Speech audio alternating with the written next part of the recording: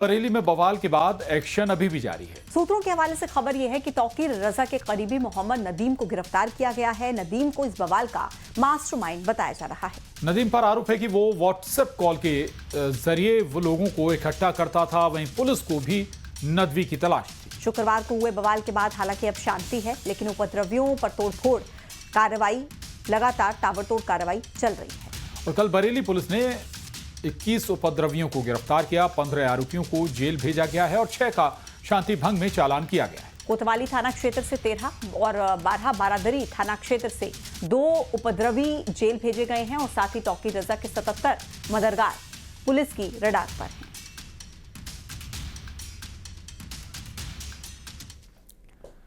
और आइए अब बात करते हैं पोस्टर की, जिसको लेकर सियासत भी लगातार जारी है।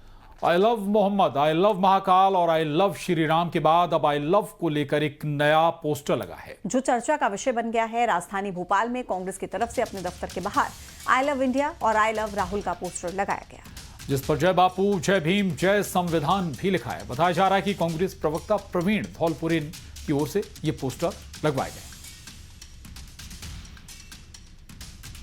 I love Rahul Gandhi, I love Congress, क्योंकि जो नफरत की भावना पूरे देश में घुली गई है और जिस विचार को लेकर राहुल गांधी जी पूरे देश में चले थे, एक ही संदेश था कि नफरत के माहौल को खत्म करना है, मोहब्बत की दुकान देश में खोलना है। वो यही मोहब्बत की दुकान है। देखिए, कांग्रेस पार्टी के नेताओं को पोस्टर के साथ ऐसे काम भी करना चाहिए जो राष्ट्र हित में है। राहुल गांधी जिस तरह से चाइना और पाकिस्तान की भाषा बोलते हैं, दुनिया भर में भारत का सम्मान गिराते हैं, तो इस तरह का कृत्य करने वाले नेताओं के समर्थकों को विचार करना चाहिए अपने नेता की प्रवृत्ति के ऊपर। साथ ही आई लव इंडिया तो ये देश में सभी के हृदय में है। कांग्रेस के नेताओं को क्यों बताना पड़ रहा है कि वो भारत को प्रेम करते हैं। और शांति के टापू मध्य प्रदेश की आबो हवा आखिर क्यों खराब हो रही है? हम ऐसा क्यों कह रहे हैं, उसकी वजह है नाम चमकाने के लिए सौहार्द को बिगाड़ने वाले बयान। पिछले दिनों इंदौर में शीतला माता बाजार से कई मुस्लिम सेल्समैन को हटा दिया गया था। ये सब बीजेपी के विधायक मालिनी गौड़ के बेटे एकलव्य के कहने पर किया गया और अब इससे एक कदम आगे बढ़कर साध्वी प्रज्ञा ठाकुर का बड़ा बयान आया है। पूर्व बीजेपी सांसद साध्वी प्रज्ञा सिंह ठाकुर ने कहा है कि विधर्मियों के हाथ की बनी कोई भी चीज नहीं खाना है। अपने घर में किसी भी विधर्मी को आने ना दें, चाहे वो लाइट फिटिंग हो, नल फिटिंग हो या सफाई वाला ही क्यों ना हो। साथ ही हिंदू लड़कियों से कहा है कि किसी भी मुस्लिम की बहन मत बनो, वो बहन बनाकर छल करते हैं। इनके धर्म में भाई बहन का रिश्ता नहीं होता। आखिरकार सार्वजनिक मंचों से इस तरीके के बयान क्यों दिए जा रहे हैं? क्या हिंदू मुसलमान करने से ही सियासत चमकेगी? ये बड़ा सवाल।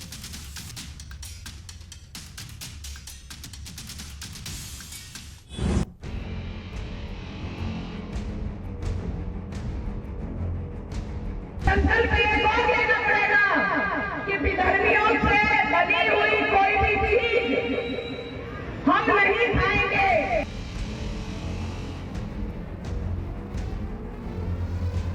हमें कुछ वजह से यहाँ से बाहर किया जा रहा है। इसकी वजह जानना चाहते हैं कि क्या वजह है। वजह यही है कि हम मुसलमान हैं और इसके अलावा क्या वजह है हमें बताया जाए।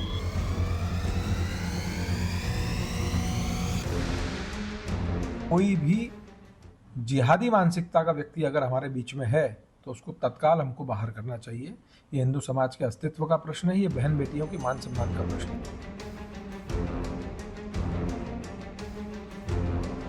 हमें नौकरी से निकाला जा रहा है और दुकानों को खाली कराने का अल्टीमेटम दे दिया गया है। इंदौर से उठी मुसलमानों के खिलाफ चिंगारी अब आग का रूप ले रही है। इंदौर के शीतला माता मंदिर बाजार को भगवा रंग से पाट दिया और 40 मुस्लिम सेल्समैन को नौकरी से निकाल दिया। अब इस चिंगारी को बीजेपी की पूर्व सांसद प्रज्ञा ठाकुर ने हवा दी है। मालिनी गौड़ के बेटे के तुगलकी फरमान से एक कदम आगे प्रज्ञा ठाकुर ने कहा, विधर्मियों के हाथ की बनी कोई चीज न खाएं, अपने घर में किसी भी विधर्मी को न आने दे, चाहे वो लाइट फिटिंग, नल फिटिंग या सफाई वाला ही क्यों ना हो। लेके अपने घरों में कभी भी हम विधर्मियों को आने नहीं देंगे। संकल्प ये कौन लेना पड़ेगा कि विधर्मियों से बनी हुई कोई भी चीज हम नहीं खाएंगे।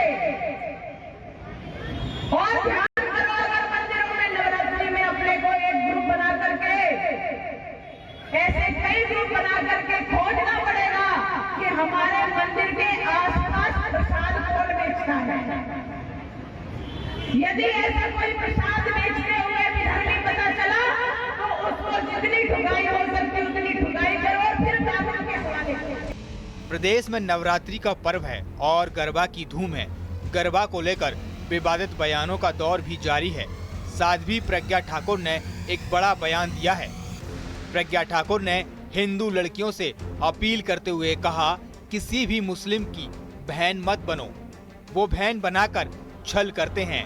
इनके धर्म में भाई बहन का रिश्ता होता ही नहीं। कहते हैं भाई बहन बन गए, लेकिन आपको पता है कि मियाओं में कोई भाई बहन का रिश्ता होता ही नहीं, तो वो हमसे बहन का रिश्ता कैसे निभाएंगे?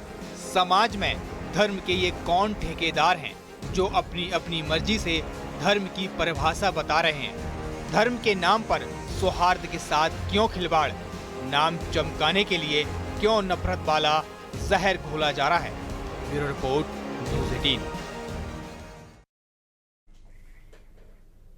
और वहीं साध्वी प्रज्ञा के बयान को कांग्रेस ने बेतुका बताते हुए कहा कि श्रमिक का वर्ग और संप्रदाय नहीं होता। ये दुष्प्रचार और नफरत फैलाने की कोशिश है। तो वहीं कांग्रेस के बयान पर पलटवार करते हुए बीजेपी ने कहा, पवित्रता भंग करने वालों पर कार्रवाई जरूरी है। झूठा कृत्य करने वालों के लिए समाज में कोई जगह नहीं है।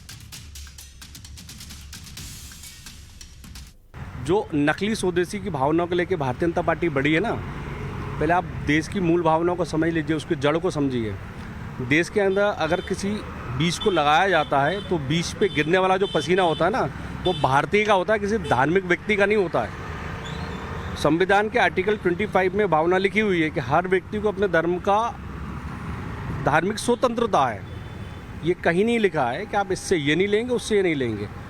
श्रमिक का वर्ग नहीं होता, संप्रदाय नहीं होता, श्रमिक श्रमिक होता है। देखिए, सनातन धर्म में नवरात्रि का त्योहार सनातन का पवित्र त्योहार माना जाता है। ऐसे में कुछ लोग नाम बदलकर, पहचान बदलकर पवित्रता भंग करने की कोशिश करते हैं, तो उन लोगों पर निश्चित ही कार्रवाई करना चाहिए। और समाज में इस तरह का झूठा रवैया और झूठे कृत्य करने वालों के लिए कोई जगह नहीं है।